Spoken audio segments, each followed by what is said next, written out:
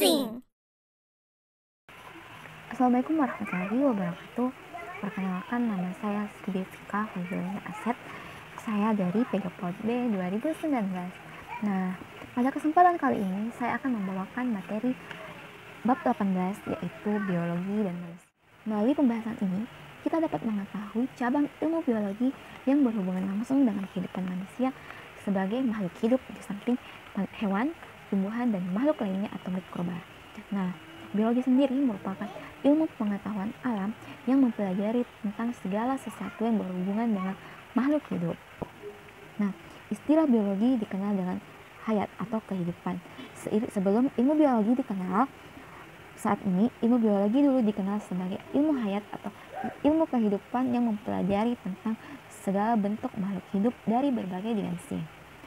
Nah, lantas apa peran ilmu biologi dalam kehidupan manusia? Nah, penerapan ilmu biologi dalam kehidupan manusia seringkali kita temui dalam kehidupan sehari-hari kita. Nah, yang dijadikan sebagai kajian biologi terapan seperti aspek pertanian, peternakan, perikanan, pangan, dan lain sebagainya. Pertama yaitu aspek pertanian. Pemanfaatan ilmu biologi dalam aspek pertanian yaitu berperan dalam menciptakan tanaman yang berkualitas. Yang kedua, berperan dalam penemuan obat-obatan pertanian.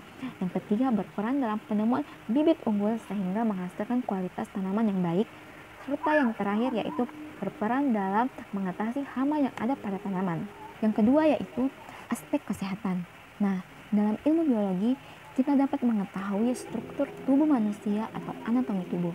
Yang kedua yaitu pemanfaatan beberapa cabang ilmu biologi seperti bioteknologi, bayi tabung, donor darah, dan transplantasi organ tubuh. Yang ketiga, dapat mengetahui keadaan abnormal tubuh atau fisiologi serta abnormal atau patologi tubuh. Nah, yang ketiga ada aspek peternakan. Penerapan ilmu biologi ini digunakan untuk memproduksi bibit unggul dengan cara hibridisasi. Nah, hibridisasi sendiri merupakan teknik mengawinkan organisme baru yang unggul dengan cara mengawinkan dua organisme yang lainnya yang berbeda varietas sehingga terciptanya bibit unggul dalam peternakan. Nah, yang keempat ada aspek perikanan. Dalam pemanfaatan ilmu biologi di aspek perikanan digunakan sebagai pelestarian sumber daya laut. Dengan cara ini kita dapat melestarikan keadaan laut dan menghasilkan hasil tangkapan yang berkualitas. Yang kelima ada aspek pengembangan energi.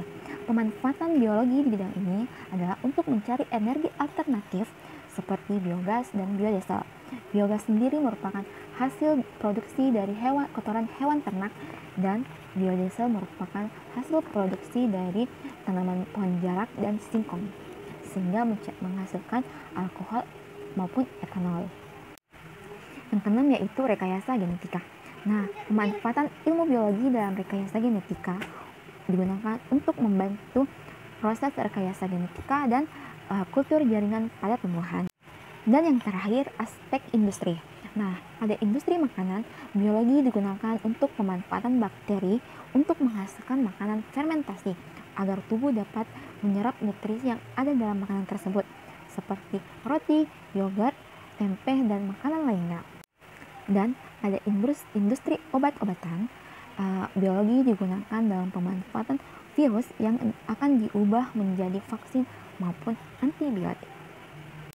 Nah, selanjutnya ada peran biologi dalam pengelolaan lingkungan. Nah, peran biologi dalam pengelolaan lingkungan yang pertama yaitu pengelolaan kembali sampah plastik.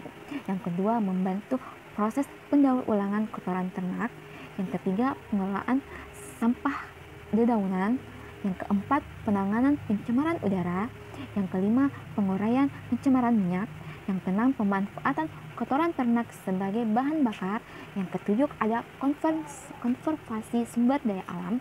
Yang kedelapan, menciptakan tata kota yang baik. Dan yang kesembilan yaitu melakukan penghijauan atau reboisasi. Sekian dari materi saya, kurang dan lebihnya mohon dimaafkan.